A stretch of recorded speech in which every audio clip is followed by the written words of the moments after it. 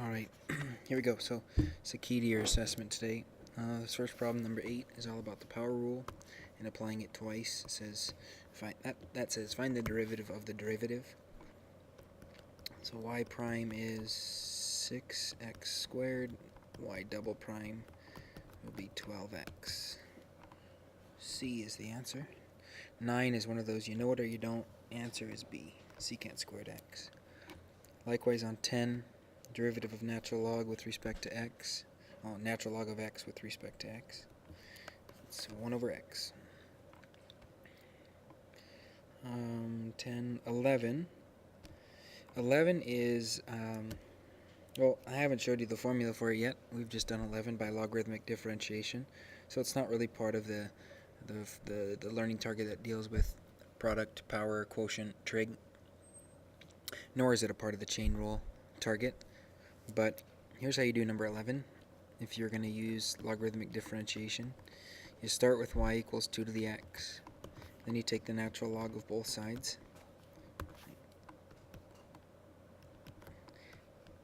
I can't use the power on 2 to the x because the exponent is not a fixed number, it's a variable. So I get the natural log of y equals x ln 2. Then I take the derivative of both sides with respect to x. So the derivative, so you got an outer function and an inner function on the left. Now the reason I say you have an inner function is because you're taking the derivative with respect to x. Okay, that variable is y, but you're taking the derivative with respect to x. So that's why when I say you have an outer, this is an outer and this is an inner. Some of you are going to say, well, why is he saying that y is an inner? Y is an inner because you're taking the, y is a function because you're taking the derivative with respect to x. So that right hand side was x ln 2. So the derivative of the natural log of y with respect to x is 1 over y prime. The derivative of x ln 2, well, ln 2 is just a number. So the derivative of a number times x with respect to x is just that number, natural log of 2. Like if I said, what's the derivative of 5x with respect to x? You'd say 5.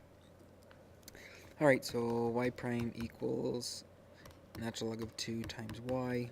Substitute y back in. Y prime equals natural log of 2 multiplied by, well, you started this problem off saying y was equal to 2 to the x. So natural log of 2 times 2 to the x. And that is D. Okay, 12. Sorry. 12, the answer is B. That's just a formula. We'll look at that some more later. There's an interesting proof of it, but I gave that one to you guys. I haven't asked you to memorize it yet.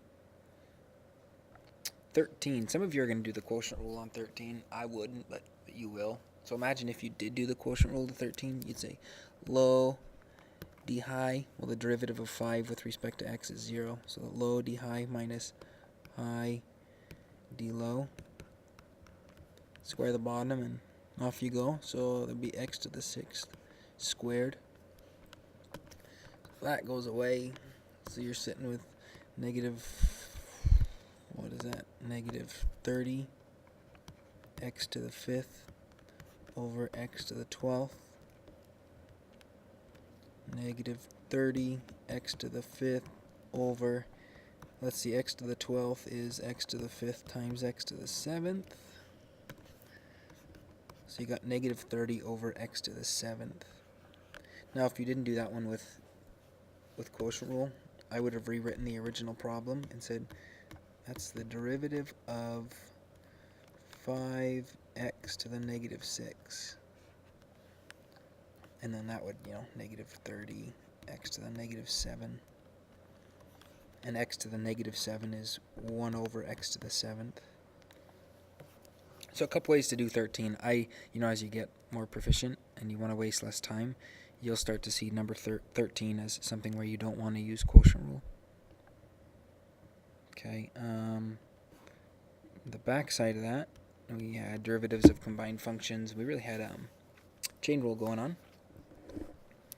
So 14, okay, that 4, take that 4, move it out front, okay, the derivative of a number times a function. You get to move the number out front. So the answer is going to be 4 multiplied by whatever the derivative of e to the 2x plus 3 is. So two functions. The inner is e to the x. Sorry, the outer is e to the x, so that's e to the 2x plus 3. The inner is 2x plus 3, whose derivative is 2. Simplify that. 4 times 2 is 8, so 8e to the 2x plus 3. That's B. 15. Oops, we'll jump up here. Sorry, 15. Okay, so I've found 15. 15 is definitely looking like a quotient rule. Low, D high. So low, D high, minus high, D low, over low squared. So you're here and you're like, wow, it doesn't seem like any of my answer choices match. That's going to happen on the AP test too. You're going to do everything right, but the last step is going to be to simplify. So from the answer choices here, you can see that part of what this target is assessing, or this problem, is your ability to simplify. So it's fine. Just keep track of what you got. Distribute the 4 in. So that would be 12x minus 8. I'm going to look at this as a minus 3. So if you distribute a minus 3 in, well, minus 3 times 1 would be a minus 3. Minus 3 times 4x would be a minus 12x. And I'll just leave the bottom as is, 3x minus 2 squared. So if I clean up the top, the x's go away. Negative 8 minus 3 is negative 11. Negative 11 over quantity 3x minus 2 squared. And that's A. 16. Let's see, 16 we got product rule. Okay, x to the 4th. So leave it alone. Derivative of sine is cosine x. Now derivative of x to the 4th and leave the sine x alone. So that is x to the 4th cosine x, 4x cubed sine x, B. 17. 17, life's easier on 17 if you rewrite it and understand that this is equivalent, the original is equivalent to cosine of 5 minus x, all squared. So let's see, how many functions you got? You got an outer, you got another one in here, and you got 5 minus x. So the most outer function is squared, so its derivative is going to look like this. I'll just plug in the guts of that. Move one more in, and the derivative of cosine is negative sine. And this last one might have gotten you. Move in one more layer. The derivative of a 5 minus x. Well, the derivative of 5 is 0. The derivative of minus x is minus 1. So these two, whoops.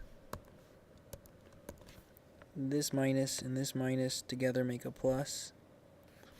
So your answer is going to be 2 cosine 5 minus x sine 5 minus x. Oh, and look, this is kind of cool. They didn't actually ask you for f prime of x. They said f prime of 0. So you have f prime of x. F prime of 0, well, that says plug 0 into your derivative. So if I plug 0 into for each of these x's, so for the x you see here and here, if I plug in 0, I end up with 2 cosine 5 sine 5. And that's D. Okay, 18. We've got some layered functions, so it's chain rule, derivative of the outer, it's 1 over. And I go to the next inner derivative of sine is cosine. Cosine over sine is cotangent. So the answer is E.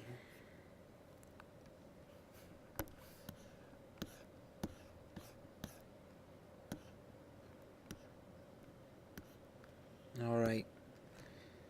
So, next part. Let's see how many minutes we're at. 10? Okay, we're good. Next one. Let's see, 19. Well, I'm actually going to separate this. We'll make it 2 different videos.